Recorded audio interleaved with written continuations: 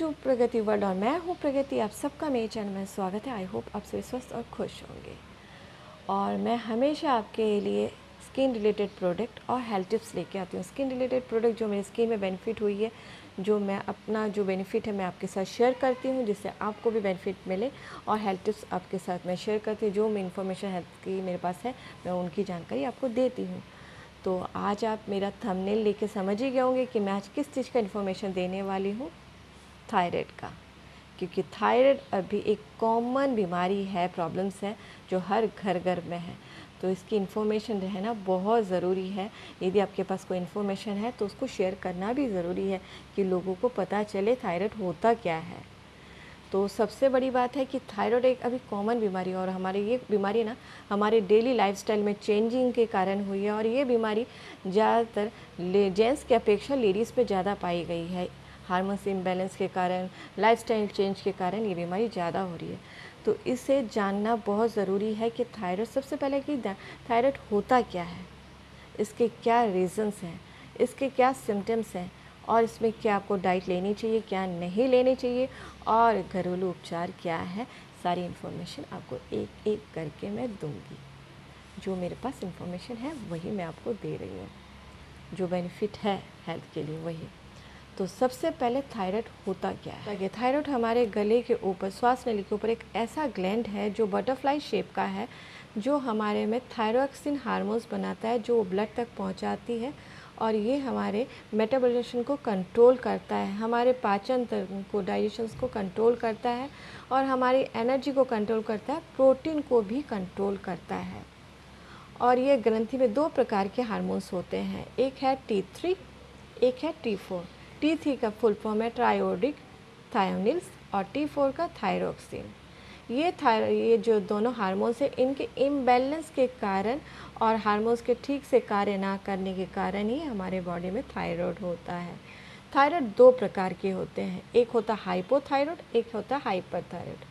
पर वर्ल्ड में अभी हाइपोथायराइड जो है वो 90% लोगों को है, और हाइपरथायराइड ओनली फॉर 10%। सबसे पहले मैंने बताया कि थायराइड होता क्या है। अब क्या है, थायराइड क्यों होता है, रीज़न्स क्या है इसके। तो फर्स्ट रीज़न है कि हमारी बॉडी आयोडीन खुद नहीं प्रोवाइड कर सकती, बना नहीं पाती है।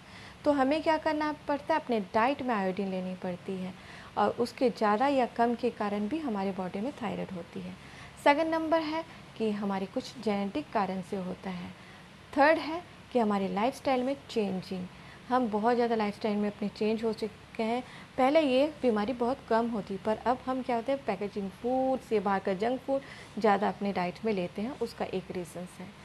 फोर्थ रीज़न्स है कि हम सोया प्रोडक्ट बहुत ज़्यादा अपने डाइट में लेते हैं, जैसे कि हम सोयाबीन्स हो, या हम सोया मिल्क हो, या हम सोया पनीर हो, ये सब बहुत ज़्यादा अपने डाइट में लेते हैं। उसके बाद टेंशन, अभी लाइफ इतनी टेंशन हो चुकी है, बहुत ज़्यादा डिप्रेशन, टेंशन के कारण भी ये थायराइड की बीमारी होती है। तो ये है रीज़न्स। अब थायराइड के सिम्टम क्या हैं। तो थायराइड के अलग अलग सिम्टम हैं।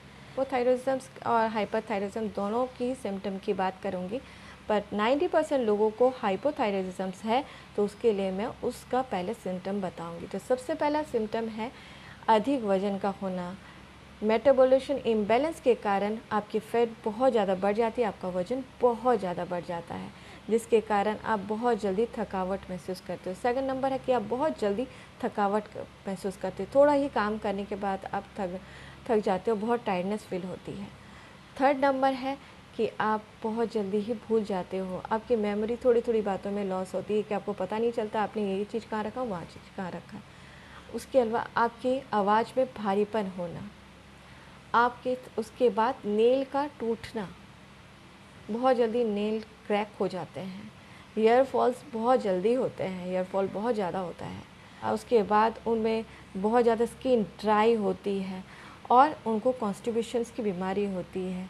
उसके अलावा मेंस्ट्रुएशंस, जो लेडीज़ हैं उनको मेंस्ट्रुएशंस इरेगुलर होता है, पेट सही से नहीं आती है, ये प्रॉब्लम रहती है। तो ये थी हाइपोथायरॉइडिज्म के कुछ प्रॉब्लम्स, जो सिम्टम्स हैं। और हाइपरथायरॉइडिज्म से कुछ सिम्टम इस तरह है कि आपकी वेट बिल्कुल ही कम हो जाएगी, आपका दिल बहुत जल्द धड़केगा बहुत ज़ोर ज़ोर से, आपकी लूज़ मोशन हमेशा लगी रहेगी, हाथ पैर का काँपना स्टार्ट हो जाएगा। उसके अलावा आपको मेंस्ट्रुएशंस की जो लेडीज़ हैं उनको मेंस्ट्रुएशन की प्रॉब्लम आएगी, इरेगुलर पीरियड रहेंगे और बहुत थकान बहुत महसूस होगी। यदि आपको ये सिम्टम दिख रही है तो आप प्लीज़ अपना थायराइड प्लीज़ चेक करा लीजिए। अब है थायराइडिज्म में क्या नहीं खाएं और क्या खाएं बात करूँगी, क्योंकि आपको पता है हाइपोथायरॉयडिज्म अभी मेजर प्रॉब्लम्स हैं, तो उसमें क्या नहीं लेना है ये मैं सबसे पहले बात करती हूँ। तो सबसे पहले हाइपोथायरॉयडिज्म में क्या नहीं लेना है, फूल गोभी, पत्ता गोभी, ब्रोकली, सलगम ये ना लें। उसके अलावा सोया प्रोडक्ट ना लें। उसके बाद कॉफ़ी ना नहीं लेना चाहिए, ना लें आप। उसके अलावा आप शुगर चीज़, स्वीट चीज़, चाहे वो चॉकलेट्स हो या आप पेस्ट्री हो, केक हो, वो ना लें। ये चीज़ आपको अवॉइड करना है। ब्रेड आइटम आप जैसे आपको ब्रेड आइटम भी नहीं लेना है। उसके अलावा गेहूँ और मैदा की चीज़ भी अवॉइड कीजिए, आपको वो ना लेंगे तो ज़्यादा बेटर होगा। ये मैं आपको मेंशन कर रही हूँ। आपको क्या लेना है ये मैं अभी इधर मेंशन करूँगी। आपको लेना क्या है, आपको लेना है सी फूड, फ़िश लेना है। आप जितना फ़िश लोगे उतना बेटर है आपके लिए। आयोडीन वाला जो नमक है वो ज़्यादा आप प्रेफर कीजिए, अपने डाइट में शामिल कीजिए। बात करते हैं हाइपरथायराइडिज्म में आप डाइट में क्या ना लें। तो आप आयोडीन वाला नमक थोड़ा कम लीजिए, क्योंकि आयोडीन की मात्रा ज़्यादा होने के कारण ही हाइपर होता है। तो आप सी फूड को अवॉइड कीजिए, आयोडीन का नमक आप अवॉइड कीजिए, थोड़ा नमक कम खाइए, तो इससे आप क्योर हो सकते हो। जंक फूड बिल्कुल आपको अवॉइड करना है, कॉफ़ी अवॉइड करना है, ब्रेड आइटम आपको अवॉइड करना है, स्वीट चीज़ भी आपको अवॉइड करनी है। अभी मैं बताऊंगी हाइपरथायराइडिज्म में आपको क्या डाइट लेनी चाहिए, आपको क्या खाना चाहिए, अपनी डाइट में क्या शामिल करनी चाहिए। तो उसमें सबसे पहले है विटामिन ए और विटामिन सी वाला सोर्स वाला भोजन आपको अपनी डाइट में शामिल करनी चाहिए। उसमें है हरी पत्तेदार सब्जियाँ, जितने ग्रीन वेजिटेरियन सब्जियाँ, वो पीली सब्जियाँ जैसे कि गाजर है, ये सब आप ये चुकंदर आप ये यूज़ कर सकते हो। उसके अलावा अंडा आप खा सकते हो। आपको फिर मशरूम ले सकते हो, फ्लैक्स सीड ले सकते हो। उसके अलावा आप घी खाइए, ये अपने डाइट में शामिल कर सकते हो, जिससे आपकी हाइपरथायराइडिज्म कंट्रोल हो सकती है। तो आप ज़रूर इसे अपने डाइट में शामिल कीजिए। बहुत सारे लोग ऐसे हैं ना कि थायराइड के बारे में जानकारी नहीं है, तो वो हमेशा मैं सुनती बोलते हैं कि थायराइड है तो मेरे को अब लाइफ टाइम मेडिसिन लेनी पड़ेगी। ऐसा नहीं है।